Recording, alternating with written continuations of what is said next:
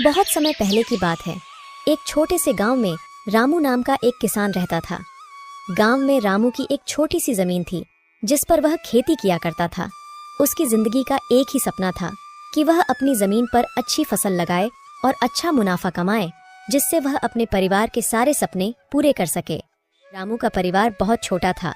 उसके परिवार में उसकी माँ शकुंतला और पत्नी सीता और उनका एक छोटा सा बेटा था जिसका नाम था भोला। रामू बहुत मेहनती था। वह सूर्योदय से पहले उठता और खेतों में काम करने निकल जाता। उसकी मेहनत और लगन के बावजूद उसकी फसलें अक्सर अच्छी नहीं होती थीं, क्योंकि उसके पास न तो अच्छे बीज थे और न ही सिंचाई के पर्याप्त साधन। फसलों की सिंचाई के लिए रामू को ज्यादातर वर्षा पर ही निर्भर रहना पड़ता था।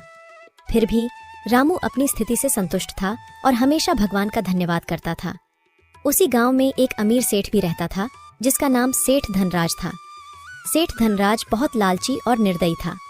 उसने गांव के कई गरीब किसानों की जमीनें अपने नाम करवा ली थीं और उन पर ब्याज का भारी बोझ डाल दिया था। एक बार गांव में सूखा पड़ गया। कई महीनों तक बारिश नहीं हुई और किसान परेशान हो गए। रामू की भी फसलें सूख गईं और उसके पास खाने को कुछ भी नहीं बचा। उसकी स्थिति दिन पर दिन खराब होती जा रही थी।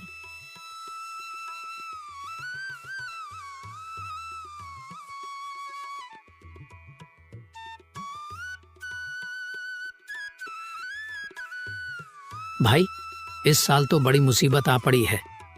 हमारे सारे खेत सूख गए हैं, फसल का नामो निशान नहीं बचा। अब हम क्या करेंगे?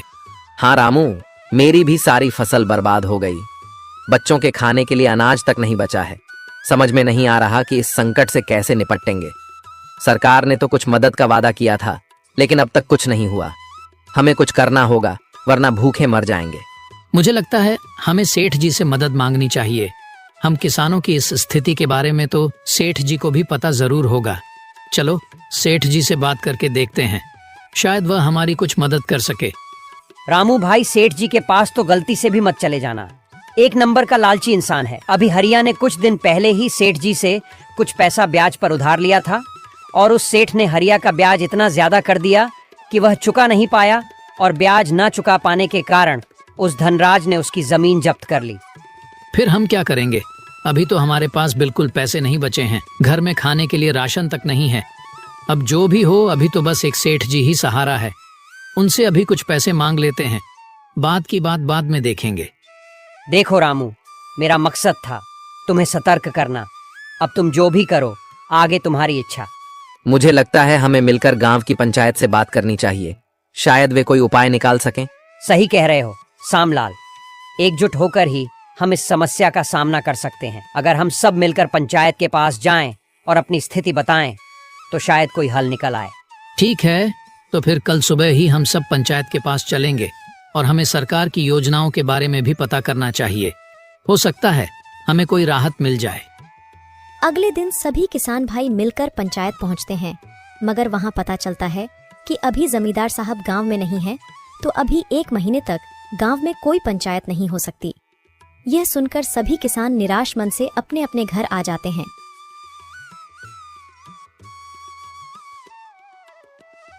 सीता, अब क्या होगा? हमारी सारी फसल सूख गई है, खाने को कुछ भी नहीं बचा। हमें कहीं से मदद नहीं मिली तो हम भूखे मर जाएंगे। आप ज्यादा चिंता मत करो, भगवान ने हमें अब तक संभाला है, आगे भी वह हमारी मदद करेंगे। हमें धैर्य रखना होगा। सीता, मैंने सेठ धनराज से कर्ज लेने का सोचा है। शायद वही हमारी मदद कर सके, लेकिन मुझे डर है कि उनकी शर्तें बहुत कठोर होंगी। हाँ, मैं जानती हूँ कि सेठ धनराज बहुत लालची है, लेकिन अभी हमारी स्थिति ऐसी है कि हमें कुछ न कुछ करना ही पड़ेगा।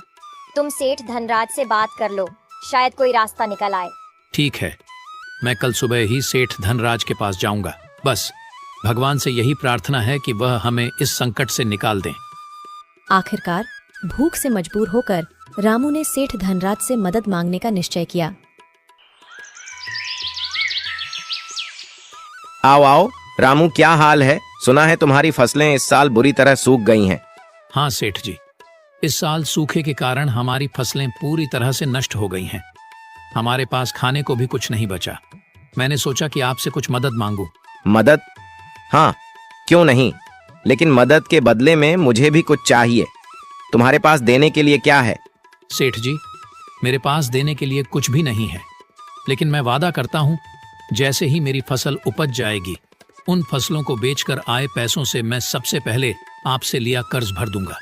देखो भाई रामू, ब्याज का मतलब होता है कि तुम्हें कुछ ना कुछ मेरे पास गिरवी रखना होगा।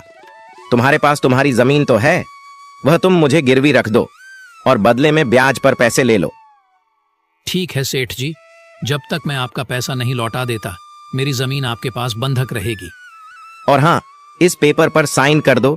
जब तक तुम मेरा पूरा कर्ज नहीं चुका देते तब तक तुम्हारी जमीन मेरे पास बंधक रहेगी, और अगर तुम कर्ज नहीं चुका पाए तो यह जमीन मेरी हो जाएगी। जी सेठ जी, मैं वादा करता हूँ कि मैं मेहनत करूंगा और जल्द ही आपका कर्ज चुका दूंगा। बस मुझे थोड़े बीज और कुछ खाने का सामान चाहिए। ठीक है रामू, मैं तुम्हें कुछ पैसे उधार दूंगा। ये लो, तुम्हारे लिए कुछ बीज और खाने का सामान। धन्यवाद सेठ जी। रामू उन कागजों पर अंगूठा लगा देता है।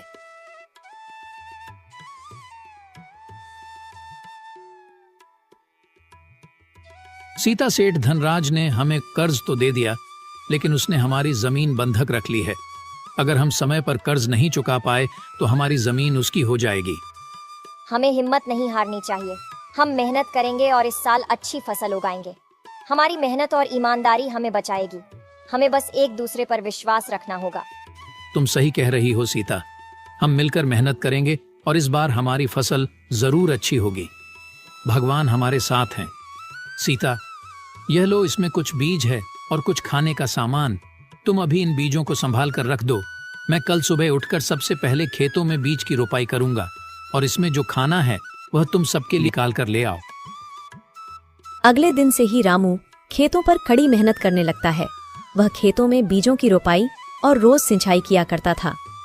कुछ ही महीनों में रामू की पूरी फसल पककर तैयार हो जाती है और अच्छे बीज होने के कारण रामू की काफी अच्छी फसल आती है। इस बार उसकी प्रार्थना भगवान ने भी सुन ली थी और गांव में इस बार जमकर बारिश हुई। खेतों की सारी फसलें लहलहा ही रही थीं। देखो सीता, हमारी फसल कितनी अच्छी हुई है। अब हम सेठ धनराज का सारा कर्ज चुका सकेंगे। हाँ जी, फसल तो हमारी बहुत ही अच्छी हुई है। हम आज से ही कटाई का काम शुरू कर देंगे और जल्दी से सारी फसलों को बेचकर आए पैसों से सबसे पहले सेठ जी के पैसे वापस कर कर अपनी जमीन छुड़ा लेंगे। सभी किसान बहुत खुश थे। रामू ने भी अपनी फसलों को बेचकर अच्छा मुनाफा कमाया और अब वह वक्त आ गया था जब रामू को सेठ जी से लिया कर्ज चुकाना था और अपनी जमीन को सेठ जी के पास से छुड़वाना था। सीता, फसलों को बेचकर हमें काफी अच्छा मुनाफा हुआ है। मैंने कहा था ना, हमारी मेहनत और ईमानदारी हमें बचाएगी। अब चलो जल्दी से सेठ का कर्ज चुकाकर अपनी जमीन वापस ले आएं। दोनों सेठ धनराज के घर जाते हैं। सेठ जी, यह लीजिए, आपके पैसे जो मैंने आपसे कर्ज लिया था उसका पूरा ब्याज मिलाकर ये पैसे हैं। अब आप हमें हमारी जमीन वापस कर दीजिए। यह तो बहुत ही कम पैसे हैं। तुम्हारा कर्ज अब पहले से भी ज्यादा हो गया है, क्योंकि तुमने समय पर ब्याज नहीं चुकाया। अब तुम्हें और मेहनत करनी होगी। पर सेठ जी, आपने तो कोई निश्चित तारीख नहीं बताई थी।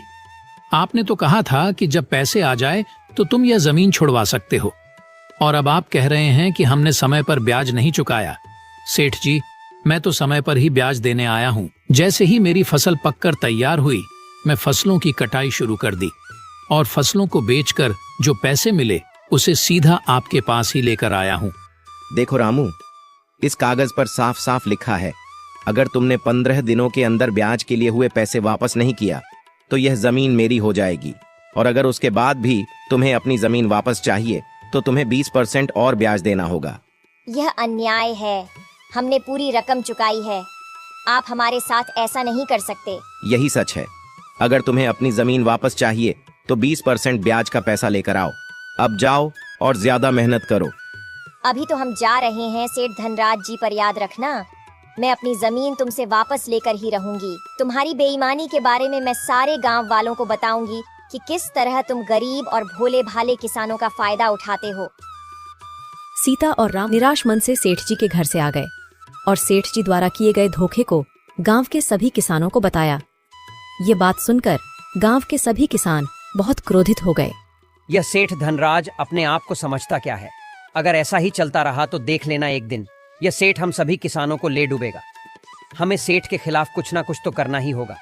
हाँ, लेकिन सबसे पहले यह सोचो कि रामू की जमीन उस सेठ धनराज से कैसे छुड़वाएं। वह सेठ तो यह जिद करके बैठा है कि रामू 20% ब्याज और ज्यादा देगा तभी उसकी जमीन वापस करेगा। हमें पंचायत में जाकर इसकी शिकायत करनी चाहिए। अब तो जमींदार साहब भी घर आ गए होंगे। लेकिन मुझे लगता है एक बार हमें सेठ धनराज से भी बात कर लेनी चाहिए। अगर सेठ धनराज प्यार से मान जाता है तो ठीक, वरना फिर हम पंचायत में ही इसकी शिकायत करेंगे। सभी किसान मिलकर सेठ धनराज के पास पहुंच जाते हैं। सेठ धनराज जी, आपने रामू की जमीन को क्यों हड़प रखा है? आप उसकी जमीन वापस कर दीजिए। आपको रामू ने जब सारे पैसे दे दिए हैं तो आप उसकी जमीन वापस क्यों नहीं कर रहे हैं? तुमसे किसने कहा कि रामू ने सारे पैसे वापस दे दिए हैं? रामू ने बस कुछ पैसे वापस दिए हैं, बाकी ब्याज के पैसे देने अभी बाकी है। जब तक वह पैसे मेरे हाथ में नहीं आते रामू की जमीन वापस नहीं मिलेगी। देखिए सेठ जी, इतना तो हमें भी पता है कि आप ब्याज पर पैसे देने के बदले हम गरीब किसानों को बहुत भारी लूटते हैं। अगर आप रामू की जमीन सीधे सीधे वापस नहीं करेंगे तो हम पंचायत में जाएंगे, और अगर एक बार आपका नाम हमने पंचायत में दे दिया तो आपको भी पता है कि पूरे गांव में आपकी कितनी बदनामी होगी। तो आप सीधे सीधे अगर रामू की जमीन वापस कर सकते हैं तो कर दीजिए, वरना हम पंचायत में जाएंगे। पंचायत का नाम सुनकर सेठ धनराज थोड़ा घबरा जाता है। अगर यह बात पंचायत तक पहुंच गई तो पूरे गांव में मेरी बहुत बदनामी होगी।